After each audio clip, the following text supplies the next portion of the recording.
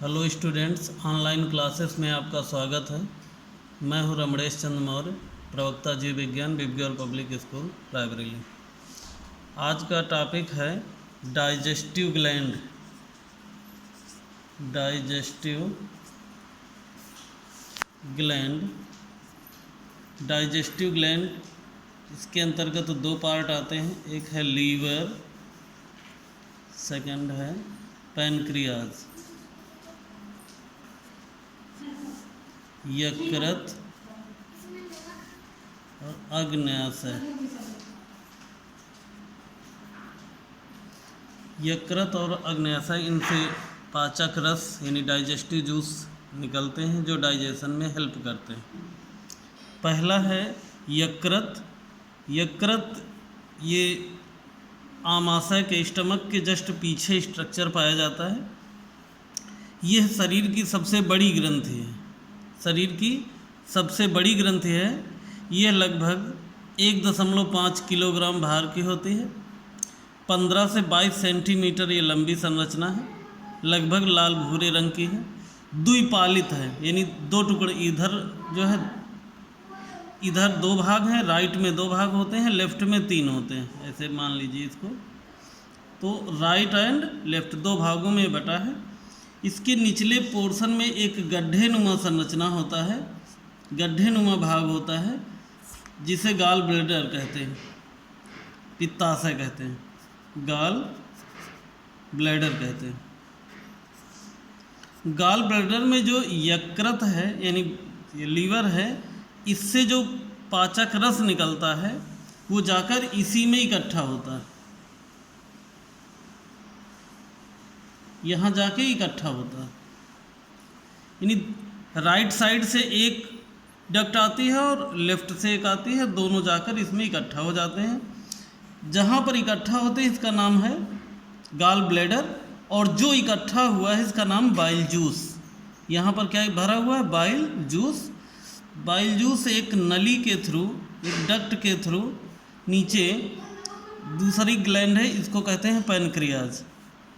Pancreas ये bile duct है। Bile duct के थ्रू क्या आया है? बाइल जूस, और बाइल जूस यहाँ पर जाके इसमें मिल जाता है। फिलहाल पहले इसको देखते हैं, इसका फंक्शन क्या है, यानी जो बाइल जूस निकला है इसका क्या फंक्शन है। बाइल जूस ग्लाइकोजेनेसिस, जो फूड मटेरियल में हम लोग ग्लूकोज लिए यानी भोजन किए, उसका डाइजेशन किया, डाइजेशन में जो ग्लूकोज मिला, अगर ग्लूकोज ज़्यादा मात्रा में है तो वो ग्लाइकोजन के रूप में, ग्लाइकोजन में बदलकर लीवर में रख लिया जाता है। तो पहला फंक्शन क्या हुआ? आवश्यकता से अधिक ग्लूकोज को ग्लाइकोजन में बदलकर यकृत द्वारा, लीवर द्वारा इसे रख लिया जाता है।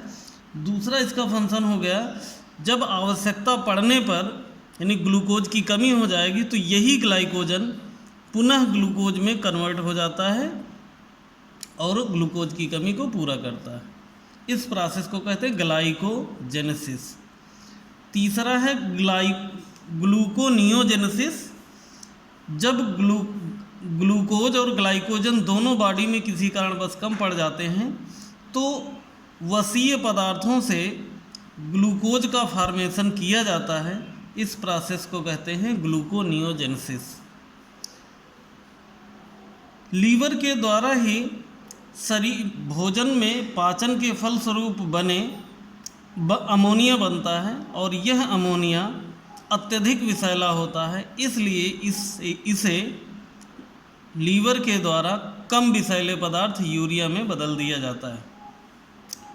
लीवर के द्वारा ही शरीर में जल, विटामिन तथा साल्ट, इन चीज़ों का ब्लड में जो है मेंटेन किया जाता है। रुधिर में इनकी मात्रा का नियमन किया जाता है।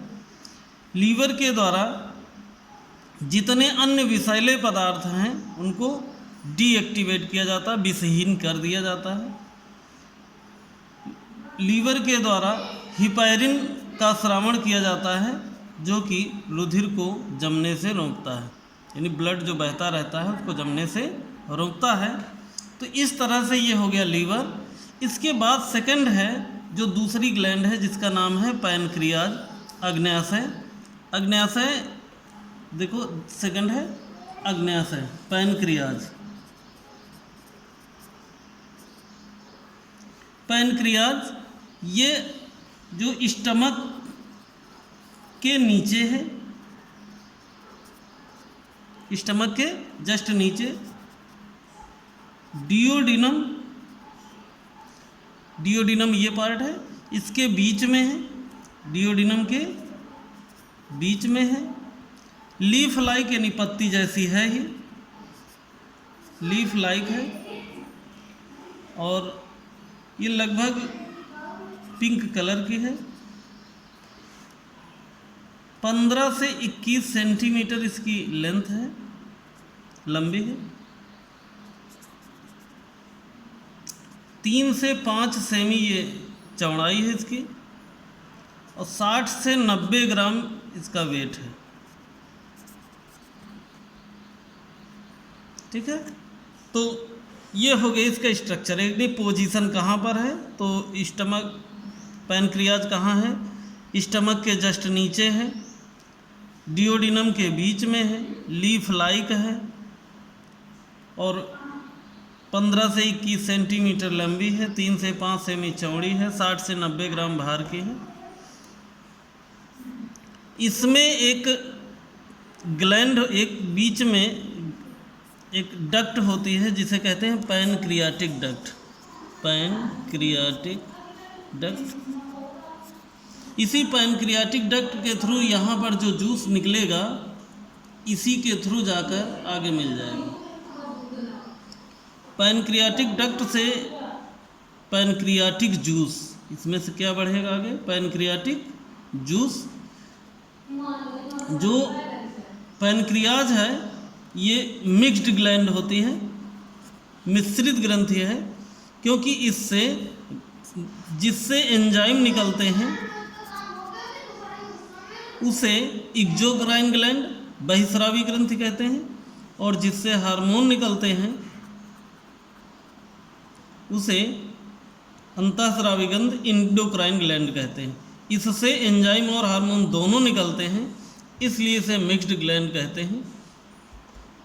इसमें जो ये पैनक्रियाज है, पैनक्रियाज में जो है 2 भाग हो जाते हैं, एक को कहते हैं एक्सोक्राइन भाग और इंडोक्राइन भाग। तो एक्सोक्राइन से एंजाइम निकलेंगे और इंडोक्राइन से हार्मोन निकलेंगे। एक्सोक्राइन में 3 एंजाइम निकलते हैं, यानी इसमें 3 भाग एंजाइम हैं, ट्रिप्सिन, एमाइलोप्सिन,